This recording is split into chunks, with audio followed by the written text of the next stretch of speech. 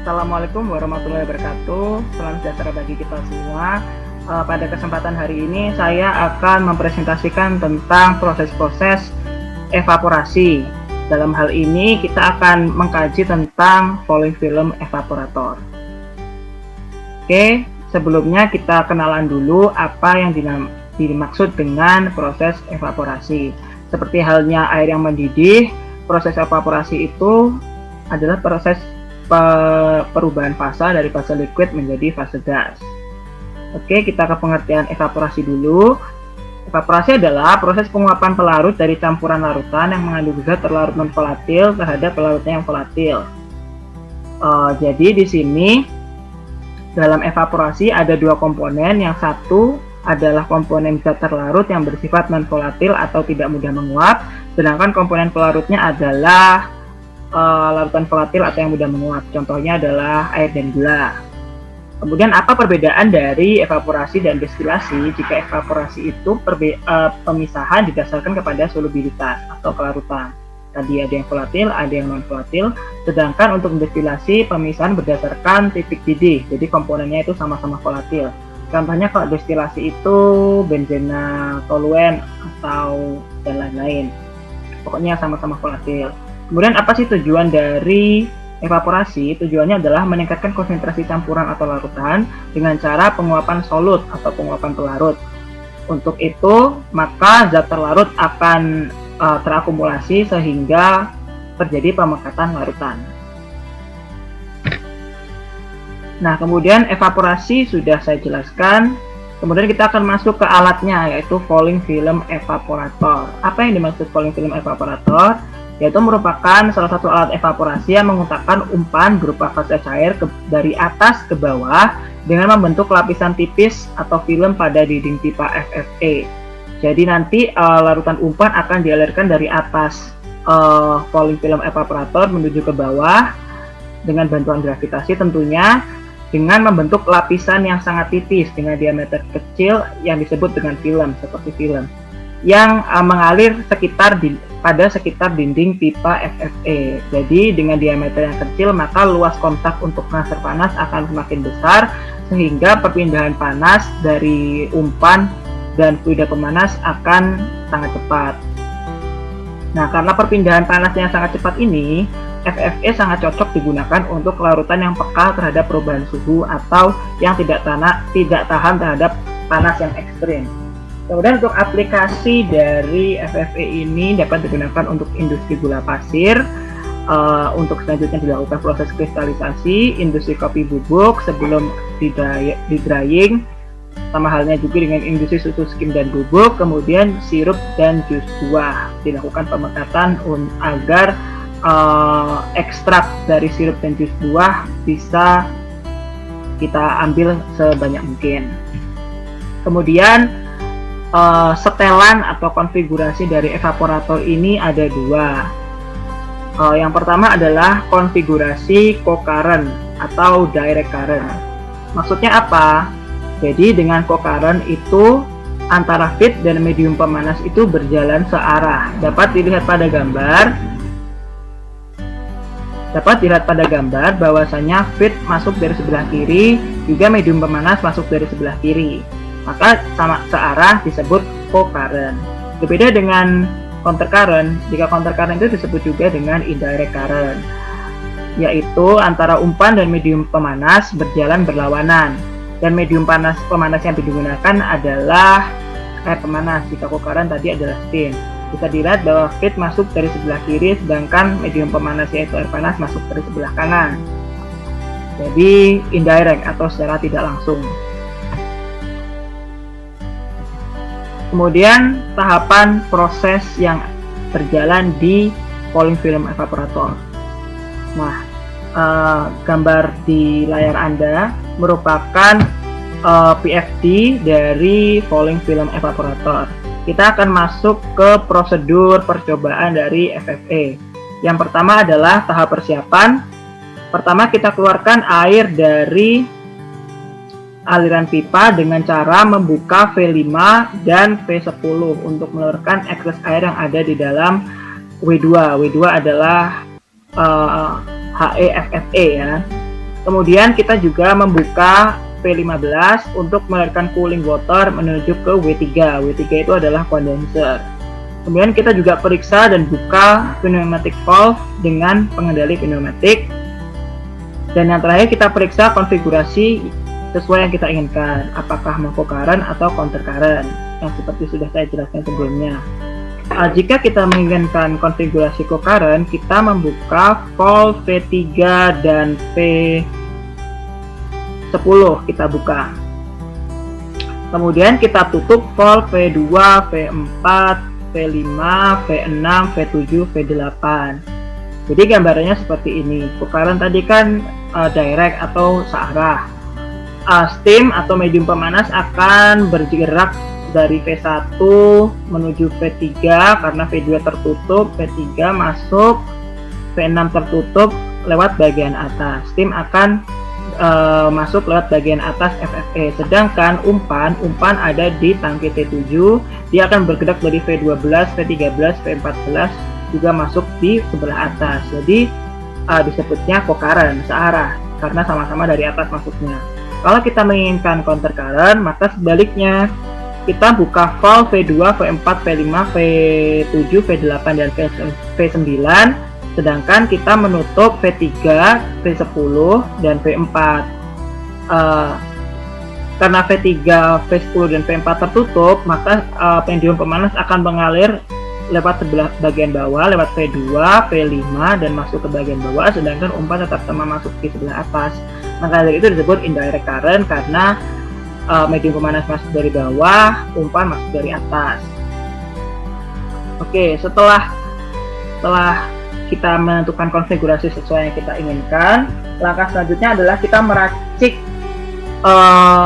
larutan yang akan kita evaporasikan dengan cara memasukkan 550 gram MgCl2 bubuk ke dalam 1 liter air. Kita aduk dan kita masukkan ke tangki T7. Setelah campuran larutan tersebut masuk, kita tambahkan lagi air sebanyak 60 liter plus minus hingga tangki T7 penuh. Kemudian setelah itu sudah settle semua, baru kita buka V12 dan V14 untuk mengalirkan umpan ke dalam FFE. Startup. Pada panel pengendali, kita putar switch udara tekan yang berwarna hitam ke posisi I dan juga switch utama merah ke posisi I atau ke posisi buka on. Kemudian kedua, tekan tombol on pompa P1 yaitu pompa umpan pada panel pengendali dan atur laju alir feed sesuai arahan dari dosen pembimbing. Yang ketiga, buka V18 atau valve sirkulasi dari tangki produk T2 menuju tangki umpan T7. Jadi nanti ada dua tangki produk, yaitu tangki T1 untuk kita lakukan sampling dan tangki T2 untuk kita resirkulasi ke umpan. Tangki umpan T7 saat produk memasuki T2, yaitu tangki penampung produk evaporasi yang disirkulasi kembali ke tangki T7. Kemudian untuk konfigurasi counter current, kita tekan tombol on pompa P2 pada panel pengendali. Pompa P2 adalah pompa flash water ke heater. Kemudian buka valve steam utama dan kita buka V19 dan V20, yaitu valve untuk mengeluarkan kondensat. Jadi kondensatnya kita keluarkan. Oke, prosedur startup selanjutnya yaitu setting bukaan V1 untuk aliran steam dari panel pengendali. V1 merupakan valve steam. Pertama kita tekan tombol 8 sampai lampu hijau poin 9,1 yaitu SPW menyala berwarna hijau. Kemudian kita tekan tombol 10 sampai lampu kuning 11 berwarna kuning atau menyala, yang berarti mode manual kita nyalakan. Kemudian kita atur-atur di 12.1, 12.2 tombol segitiga hijau ini sampai display gauge nomor 4 ini menunjukkan angka 1 bar, yang berarti set point yang kita kehendaki di alat evaporator ini adalah bertekanan 1 bar. Wow. Kemudian kita tekan tombol 51 dan 52, kita atur hingga angka out Y ini sama dengan 80% sebagai proses variable. Kemudian kita tekan lagi tombol 8 sampai lampu merah 9,2 yaitu PVX ini menyala berwarna merah dan SPB-nya mati. Nah, sekarang berarti sistem berada di kondisi actual. Kemudian kita amati pada display 4 lagi apabila sudah mendekati 0 SP. Jadi pada saat kita tekan PVX ini nanti angka 1 bar ini akan berfluktuasi dan tujuannya kita adalah menghendaki ke 1 bar lagi. Maka kita tekan tombol 10 sampai lampu kuning ini nonaktif, yang berarti bahwa mode otomatis kita jalankan. Nah, kemudian untuk prosedur sampling, yang pertama adalah kita harus tentukan dulu waktu operasi di mana proses evaporasi berjalan. Nah, waktu operasi, kapan evaporasi dikatakan berjalan? Jawabannya kalau sudah ada pelarut yang teruapkan yang ditandai dengan terbentuknya destilat pada tangki produk T1 maupun T2. Jadi kalau misalkan alat sudah berjalan tapi belum ada destilat yang muncul, maka proses belum dikatakan berjalan, namun masih dikatakan dalam fase pemanasan. Kemudian catat waktu T0 menit, T sama dengan 0 menit saat destilat pertama kali menetes pada T4, yaitu tangki destilat, ya kan. Pada saat destilat pertama kali menetes, kita set stopwatch di 0 menit, jadi kita atur stopwatchnya. Kemudian kita lakukan sampling pada titik-titik yang telah ditentukan dan perekaman kondisi operasi setiap 10 menit untuk tiap samplingnya sesuai dari arahan dosen masing-masing. Kemudian setelah itu kita isikan data yang diperoleh pada tabel pengamatan.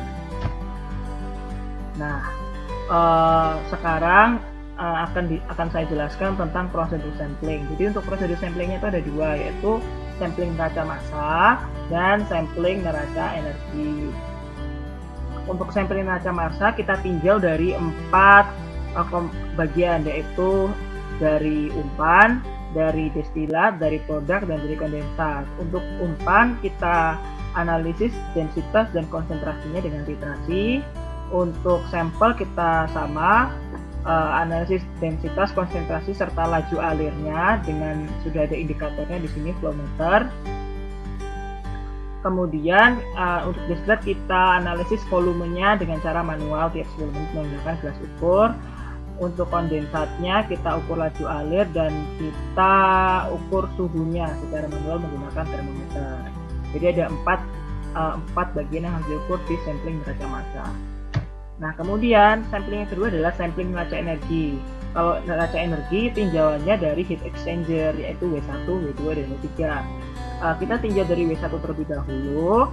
Data-data yang bisa kita dapatkan dari W1 adalah data suhu, yaitu temperatur indikator 01 untuk mengukur suhu steam dari kapus utama steam, suhu steam yang masuk, artinya ke heater. Kemudian suhu kondensat yang kita ukur secara manual menggunakan termometer, kemudian suhu fresh water yang masuk untuk dipanaskan jika kita menghendaki counter current, juga diukur manual menggunakan termometer, dan temperatur indikator 06 untuk mengukur suhu steam keluar W2 atau SFSE untuk konfigurasi flow current, atau mengukur suhu fluida pemanas masuk W2 untuk konfigurasi counter current.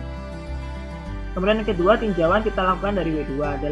Di W2 atau FFE ini data-data yang bisa kita dapatkan adalah fluida pemanas yang masuk, suhu fluida pemanas keluar, suhu umpan masuk, dan suhu produk keluar dari evaporator yang berfase cair. Untuk itu kita punya beberapa indikator. Yang pertama TI04 dan TI01, tapi angka yang diberikan pada kedua indikator ini sangatlah besar, maka kita gunakan salah satu, yaitu TI04 saja. Kemudian TI06 itu untuk mengukur suhu steam keluar dari evaporator. Kemudian TI07 untuk mengukur suhu umpan masuk W2, tapi pada kenyataannya suhu TI07 itu tidak berada di atas tempat umpan masuk, melainkan berada di bawahnya dari FFE. Kemudian TI11 untuk mengukur suhu produk akhir evaporasi atau suhu keluar dari W2 ini. Kemudian tinjauan terakhir kita lakukan di W3, yaitu kondenser. Data-data yang kita dapatkan juga sama, suhu, temperatur indikator ini adalah fluida pemanas masuk fase uap, keluar dari evaporator. Suhunya dapat dilihat dari TI10, kemudian TI12 untuk suhu fluida keluar bentuk kondensat, dan TI14 dan TI8 untuk suhu cooling water dari W3. Oke. Kemudian ada prosedur shutdown atau mematikan alat evaporator FFE. Yang pertama kita tutup valve steam utama, kemudian kita set pada panel pengendali, kita tekan tombol 10 sampai lampu kuning 11 aktif, mode manual on. Jadi kita tekan tombol 10 ini tadi hingga lampu kuningnya aktif, yang berarti mode manual on. Kemudian kita tekan tombol out Y sampai display-nya menunjukkan angka 0. Kita tekan Alt Y sampai display ini 0%, yang berarti tidak ada proses lagi yang berjalan di evaporator. Yang kelima, tekan tombol off pada pompa P1 atau pompa umpan pada panel pengendali apabila suhu W2-nya sudah mendekati 40 derajat. Jadi kita tunggu dulu sampai suhu di FFE 40 derajat baru kita matikan pompa P1-nya.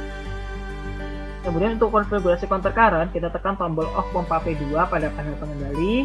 Kita putar switch utama merah dan hitam yang tadi ke posisi 0, berarti posisinya mati, dan kita tutup valve udara bertekanan atau pengendali pneumatik. Oke, berikut prosedur pada untuk mengoperasikan alat FFE, tapi kita juga harus tahu prosedur tentang keselamatan kerja atau K3-nya. Yang pertama, kita wajib menggunakan overall atau seragam yang seperti ini saat melaksanakan percobaan, yang berfungsi untuk menjaga tubuh kita dari partikulat-partikulat maupun cipratan bahan kimia. Yang kedua, kita gunakan masker, bisa masker medis, masker medis atau masker N95 yang bertujuan untuk menjaga organ pernafasan kita dari partikulat-partikulat berbahaya pada saat kita praktikum. Kemudian ada safety helmet. Safety helmet itu fungsinya untuk melindungi kepala kita dari benturan maupun jatuhan-jatuhan alat, dan yang goggles juga untuk melindungi mata dari kejahatan, dan sepatu tertutup untuk melindungi kaki kita dari kotoran-kotoran di bawah maupun kalau ada cipratan kimia juga. Kemudian kita juga wajib menggunakan sarung tangan thermal insulator atau yang tahan panas saat kita membuka atau mengotak-atik valve steam dan berkontak dengan pipe steam, karena sebagaimana yang kalian ketahui bahwa valve dan pipa itu terbuat dari logam yang notabene kan konduktor panas. Kemudian kita juga harus beware atau harus hati-hati terhadap peralatan-peralatan yang mudah pecah dan rusak dan yang tidak bisa kena air, seperti peralatan glassware pada saat kita melakukan filtrasi dan juga peralatan elektronik pada panel pengendali. Nah, yang terakhir ada pengolahan data. Apa sih yang data-data dari tadi, dari data-data yang kita ambil, kita olah bagaimana caranya? Nah, yang pertama adalah pengolahan data untuk neraca massanya.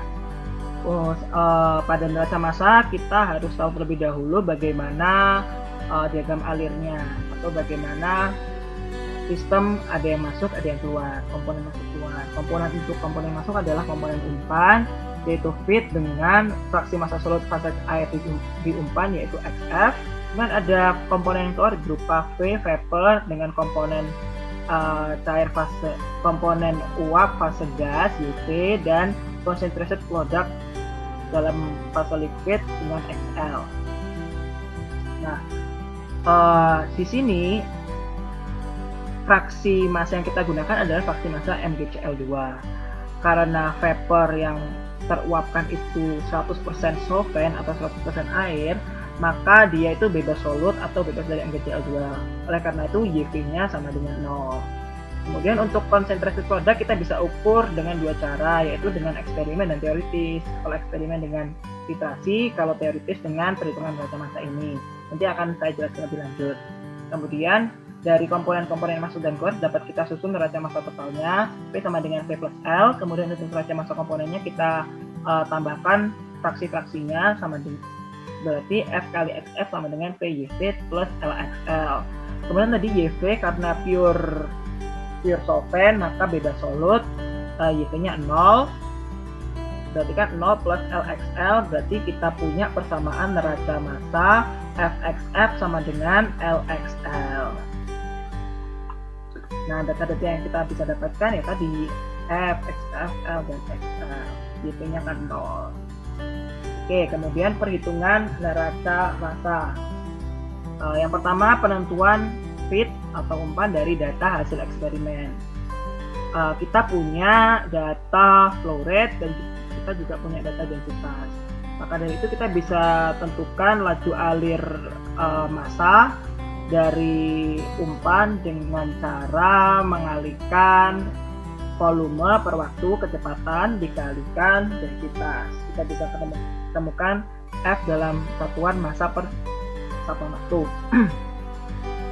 Nah, dari kemudian kita tentukan XF fit dari data hasil eksperimen. Setelah kita mendapatkan nilai F, kita bisa tentukan fraksinya dengan cara rumus netralisasi V1M1 sama dengan V2M2.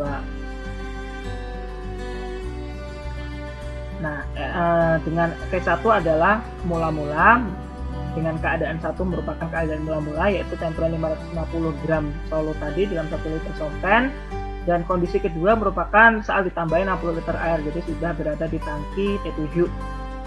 Nah, kita susun persamaannya, mol tes kan sama dengan mol per volume. Kita coret volumenya, ketemulah hanya mol saja.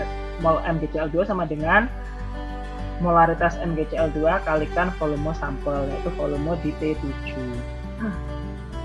Kemudian setelah nilai mol kita dapatkan, kita bisa mencari nilai massa MgCl2 dengan cara mengalikannya dengan berat molekul dari MgCl2. Kemudian kita juga bisa mencari massa dari sampel, yaitu massa MgCl2 dalam berarutan sampel dengan cara mengalihkan volume sampel dikalikan dose sampel. Jadi XF bisa kita dapatkan dari membandingkan antara massa MgCl2 sebelum dan dibagi dengan massa MgCl2 setelah atau massa sampelnya. Setelah kita mendapatkan XF, kita juga bisa mencari nilai L dari data hasil eksperimen juga. Prinsipnya sama dengan penentuan F, kita kalikan flow rate kalikan densitas, maka kita bisa menemukan laju alir massa per satuan waktu dari concentrated product. Kemudian setelah itu kita bisa menentukan juga XL dari data hasil eksperimen, fraksi massa concentrated product, massa liquid. Caranya sama dengan prinsip netralisasi tadi. Untuk keadaan 1 ya mula-mula tadi, keadaan 2 pada saat kita melakukan sampling di T1. Dengan arrange rumus lagi kita bisa dapatkan mol MgCl2 sama dengan konsentrasi MgCl2 kalikan volume sampel. Kemudian kita bisa mencari nilai M dari nilai N yang sudah diketahui dikalikan Bm atau berat molekul. Kemudian kita juga bisa mencari massa sampel dengan cara menggunakan volume sampel kalikan rho sampel. Sehingga kita bisa mendapatkan nilai XL yang merupakan perbandingan dari massa MgCl mula-mula dibandingkan dengan massa MgCl akhir atau dalam sampel. Nah, nilai XL ini didasarkan pada perhitungan secara eksperimen. Tadi kan seperti yang saya jelaskan sebelumnya juga ada secara teoritis dengan cara menggunakan neraca massa. Dengan menggunakan neraca massa yang tadi kita sudah dapatkan, kita bisa menyusun ulang persamaan XL sama dengan F kalikan XF dibagi dengan L. Dengan F, XF, dan L kita sudah punya datanya dari perhitungan-perhitungan yang sudah kita lakukan sebelumnya. Kemudian selanjutnya adalah perhitungan atau pengolahan data dari neraca energi. Nah, bedanya apa sih neraca massa sama neraca energi? Neraca massa itu ya hanya massa saja, jadi tidak ada energi yang dilibatkan. Tapi pada neraca energi kita melibatkan steam yang keluar masuk sistem atau medium pemanas keluar masuk sistem, karena medium pemanas itu menyuplai energi dalam bentuk panas ke dalam sistem. Nah, persamaan neraca energinya juga sama. Komponen yang masuk adalah feed atau umpan, steam, komponen yang keluar adalah vapor, kondensat, dan concentrated product. Di sini kita punya data entalpi. dengan notasi jika H besar merupakan entalpi uap, H kecil merupakan entalpi cair. Kita punya entalpi umpan fase cair, entalpi steam fase gas, atau kalau misalkan mediumnya kita pakai air ya berarti entalpi fase cair dari air panas dan lain-lain ya, bisa dilihat sendiri. Kemudian kita bisa susun dari flowchart ini menjadi neraca energi. FHF plus SHS sama dengan FPHP plus LHL plus SHS. Data-datanya FLLP. Oke. Oh iya, penjelasannya apa sih kenapa kok steam di sini dengan entalpi fase gas bisa berubah menjadi entalpi fase cair? Karena terjadi transfer panas antara larutan umpan dengan steam, sehingga nanti steamnya itu terkondensasi. Maka kita bisa simpulkan juga bahwa steam yang hilang atau steam yang hilang selama proses atau panas yang hilang dari steam selama proses kondensasi ini sama dengan panas yang diberikan ke sistem. Jadi kita bisa hitungnya dari situ. Oke, kemudian untuk perhitungannya kita bisa hitung kebutuhan steam dari data hasil eksperimen, dan kita juga bisa hitung kebutuhan steam dari perhitungan teoritis. Untuk eksperimen kita bisa hitung dari laju alir kondensat dikalikan densitas kondensat, dengan S merupakan kondensat yang tertampung atau steam. Nah, untuk kondensatnya ini kan sebenarnya ada MgCl2-nya yang terdapat di dalam kondensat. Namun karena larutan yang kita gunakan sangat amat encer, maka kita dekati properties-propertiesnya dengan properties air, karena MgCl itu propertiesnya agak susah untuk didapatkan. Jadi kita punya data rho, Cp, delta T dan lain-lain itu pakai propertiesnya air. Bagaimana cara mencari properties atau mencari rho air pada suhu kondensat? Nah, itu bisa dilihat dengan steam table. Untuk suhu kondensatnya kita bisa ukur secara manual dengan termometer. Kemudian yang kedua adalah penentuan kebutuhan steam dari perhitungan teoritis. Kita punya nilai V, kita mencari nilai V yaitu laju alir massa per waktu dari destilat sama dengan volume dibagi dengan satuan waktu dikalikan rho. Rho-nya tadi juga sama, propertiesnya kita samakan dengan air. Kemudian kita juga bisa cari data HF, entalpi fase cair dari umpan, dengan cara mengalihkan Cp dikalikan delta T. Cp-nya properties air, suhu feed masuknya bisa kita lihat di TI 07. Kemudian HV, entalpi fase uap, entalpi uap fase vapor, entalpi uap vapor maksud saya, yaitu adalah entalpi saturated vapor untuk water pada suhu uap air keluar dari W2. Nah, itu bisa kalian dilihat di tabel steam table, dan nilai suhunya bisa kita lihat di TI 10. Kemudian untuk HL sama Cp kali delta T, Cp-nya adalah properties air. T produk keluar dari konsentrasi produk itu bisa diukur di TI 11. Nah, kemudian kita juga punya entalpi fase cair dan fase uap untuk steam, yaitu yang masuk ke W2 kita bisa ukur suhunya di TI 04, dan data HS dan HS ini bisa kita lihat di steam table dan menunjukkan di situ di TI 04. Kemudian dari persamaan neraca energi yang kita dapatkan tadi, kita bisa susun ulang atau kita bisa masukkan nih data-data yang sudah kita ketahui. Dengan pengubahan rumus, maka bisa kita dapatkan kebutuhan steam teoritis adalah seperti ini. PHP plus LHL min FHF sama dengan HS min HS. Asumsinya di HS ini adalah panas laten atau panas untuk mengubah fasa. Oke, yang terakhir adalah economic steam. Economic steam atau kebutuhan steam secara ekonomis adalah perbandingan destilat yang terbentuk dibagikan dengan jumlah steam yang digunakan. Tadi karena nilai steam ada dua, ada nilai eksperimen dan nilai teoritis, maka kita juga bisa ukur ES atau economic steam dengan pendekatan eksperimen dan pendekatan teoritis. Di sini bisa dilihat bahwa destilat yang terbentuk berbanding lurus dengan ES. Maka semakin banyak destilat yang terbentuk, ES akan semakin besar. dan steam yang digunakan berbanding terbalik dengan ES. Jadi semakin banyak steam yang digunakan maka tidak efektif dan tidak ekonomis, atau dengan kata lain mahal. Nah, juga kita bisa simpulkan bahwa jumlah steam masuk sama dengan jumlah destilat yang keluar. Karena jika ini kita taruh di ruang kanan, berarti kan P sama dengan S. Jadi kita bisa hitung jumlah steam yang masuk sama dengan jumlah destilat yang keluar dari T04, tangki 04 ya. Jadi kalau misalkan kita punya data ES sama dengan 80%, maka berarti dari 100 kg steam yang digunakan menghasilkan 80 kg destilat. Nah, 20-nya hilang sebagai apa? Sebagai losses. Jadi steamnya itu hilang sebanyak 20 kg. Losses itu yang bikin tidak ekonomis.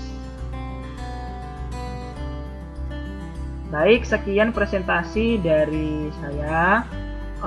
Terima kasih sudah bersedia untuk mendengarkan sampai akhir.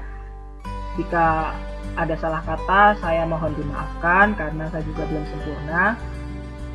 Untuk jika ada pertanyaan-pertanyaan lebih lanjut, Anda dapat meng-email saya atau mengontak saya di email ini. Silahkan, feel free. Dan terima kasih atas perhatiannya. Wassalamualaikum warahmatullahi wabarakatuh.